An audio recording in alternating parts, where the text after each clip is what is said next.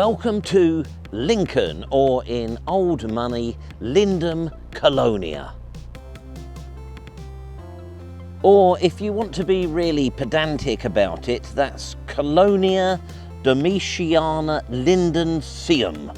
We're here to have a look at the fabulous Roman arch, the Newport Arch, and if you haven't seen that before, you are going to squee, and if you have seen it before, you're going to squee again, because we're going to do a great job of filming it. I mean, we love Guy de la Bédoyère from Time Team, and he obviously knows a lot more Roman history than us, but I think we could show him a thing or two about filming.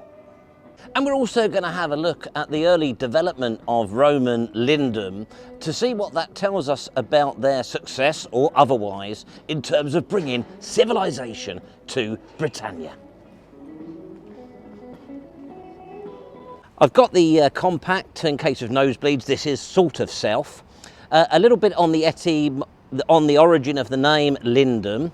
The Lynn part comes from the Iron Age settlement that was at Brayford Pool, so that sort of lived on, was Latinised. Behind me here we have marked out in the ground the foundations of St Paul in the Bale, and they demolished the Victorian church in, I think, 1971, and they went down and they found that there'd been a church on this site going right back to the final phase of Roman Lincoln. And then over here, aligned with the church, they found the Roman well. Now, they spent a lot of money a few years ago to display this in a fabulous way. Let's go and have a look. Now, you can just tell that this must have cost a fortune, so I'm sure it's going to be spectacular. All that money, and nobody appears to have considered the British weather. All that money and cleverness, and they didn't think about condensation. Well, the Castle Hotel looks pretty mint, but there's something minter up here. Do people even say mint anymore, or is that another example of me as a 55-year-old chap not having a clue? A bit like saying sick, or groovy, or coolio. Anyhow, this is the Mint Wall in Lincoln, and for Britain, a pretty astonishing survival. Look at the height of that Roman wall. Once, I think, the rear wall of the Basilica. Lindum Colonia depopulated pretty quickly after the end of the Roman occupation, and it wasn't until the 9th century and the arrival of the horned ones that the city began to prosper again. So things like this Basilica wall presumably just survived by being incorporated into a whole sort of series of sort of bodge job Saxon and Viking buildings. Put log hole. This is a steep hill which is on the line of one of the Roman roads in the centre of the Colonia.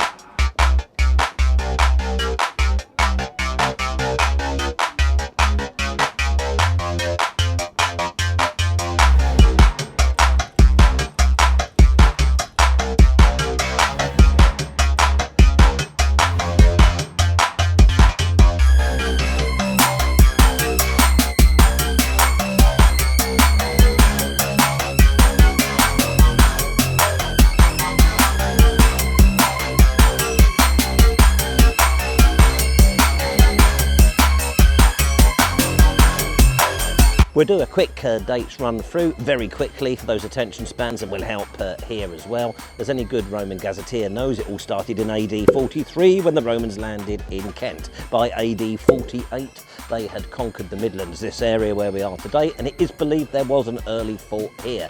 But the first substantial one was built in AD 60 by the 9th Legion. But they didn't hang around for long. 10 years later, AD 70/71, they cleared off to York because they'd heard that the tea was better there. They were replaced by the second Adiatrix.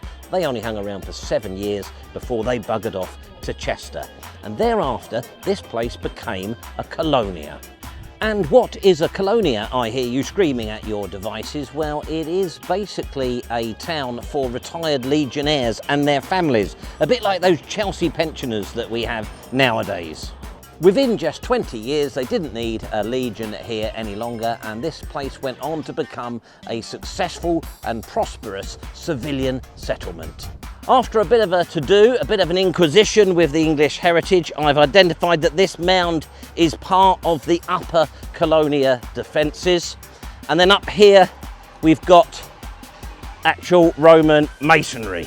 My researchers had suggested there was a good stretch of Roman wall up to 10 feet high surviving in the vicinity of the Bishop's Palace. Now that's now under the control of the English heritage, and I mean under control, very much under their control. So I went there, faced a bit of an interrogation. What am I filming for? Is it commercial purposes, etc.? And it was also made clear that I was going to have to pay to access their property. You should have seen the manager's face when I pulled my English heritage membership card out. It was a real American Express moment. Commercial purposes. I should be so lucky. The young English heritage attendant tried to help me. She did do a good sales job trying to get me interested in the medieval, but hey, we're Roman Gazetting today. She took me through the grounds, and in reality she wasn't sure what wall was Roman, but I put a sort of a doodah up over me here. I think I managed to get a bit of it. I think it's that bit there with a big arrow pointing at it. A rather spiffing restored 60s hotel behind me there. Everything becomes nostalgic and good, doesn't it, after the passage of a certain number of years. We're at the Eastgate here, quite well preserved remains. I'll put some sort of fake drone overlay up so you can take a look to it. There's a nice set of Roman steps leading up there, as you can see, and the wooden posts delineate the original timber gatehouse, the first iteration. The stonework that you can see, I think, dates to the late 200s, the late 3rd century, the final Roman gatehouse here.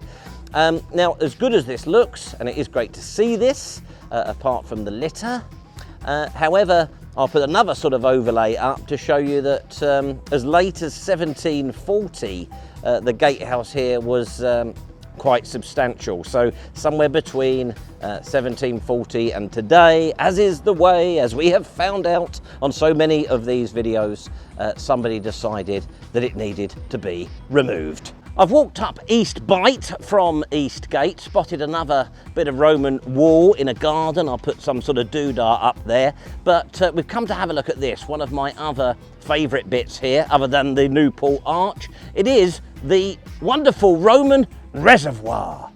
The Lincoln Roman Reservoir is something of a mystery. They don't know, the experts are stumped. They don't know how they got water up to this on top of the hill. They have found a pipe system off to a spring called Roaring Meg, but there's some suggestion that it didn't work. It was never actually used. So the experts are stumped.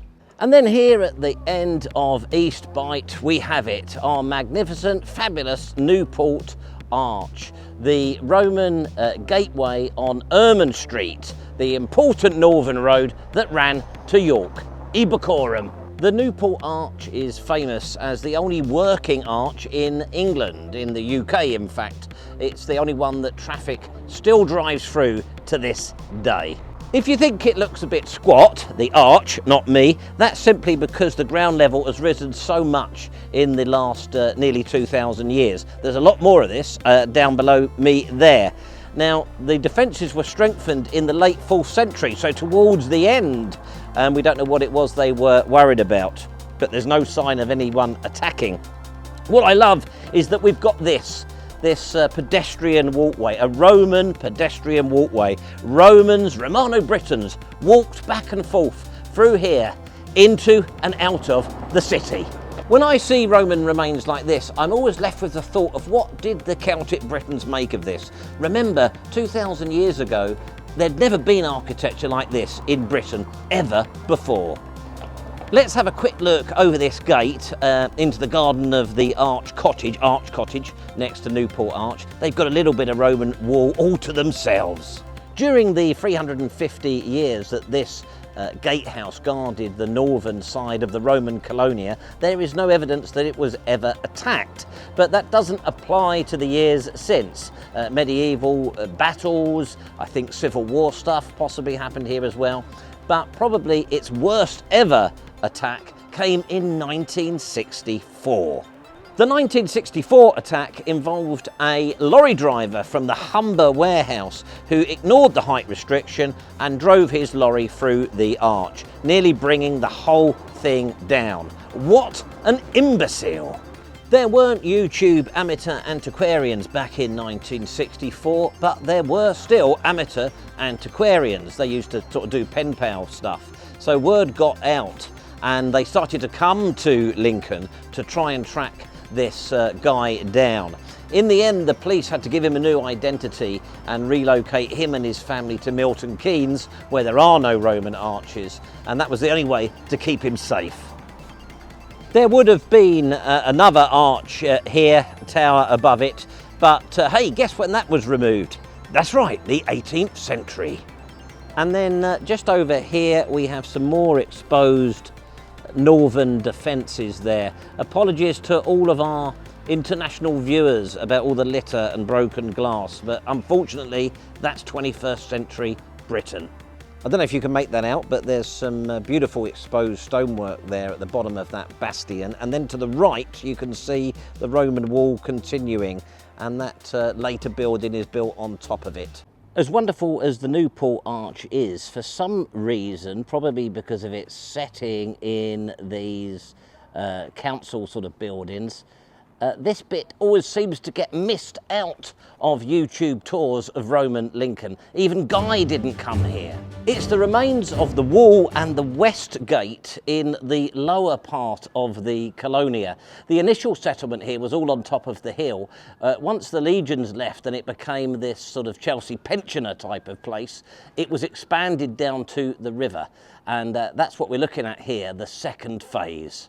I assess these Westgate remains as absolutely fantastic, and nobody comes here. Really quite amazing, the Westgate of Lindum Colonia now being used as a pedestrian walkthrough in a 1960s council office development. In terms of run-ins with the general public this week, we had our little meeting with the manager at the English Heritage location.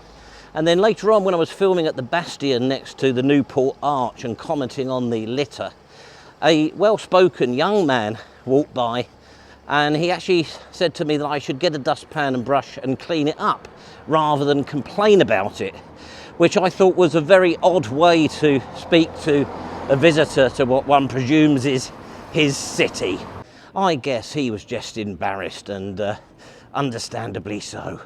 Built in 1170, that's called the Jew House. Surely only a matter of time before that gets cancelled. Steep Hill in Lincoln is aptly named, and somewhat surprising, you don't expect it in this part of the country. So the established narrative is that Lindum Colonia went into a steep decline after 410. But there's a rather nice little story from 692 when Saint Paulinus visited. He found a chap living here holding the title of Prefectus Civitas. So a little remnant of Roman society and rules and regulations clinging on in the remnants of their once great city. I hope you enjoyed our visit to the fabulous Newport Arch and all the other Roman goodies we've had a look at. Please like and subscribe, and we'll see you next week.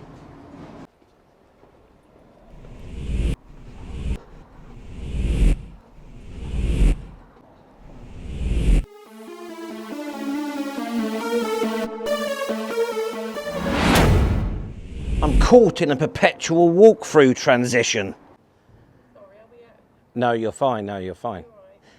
It's all right. I'll do it again, don't worry.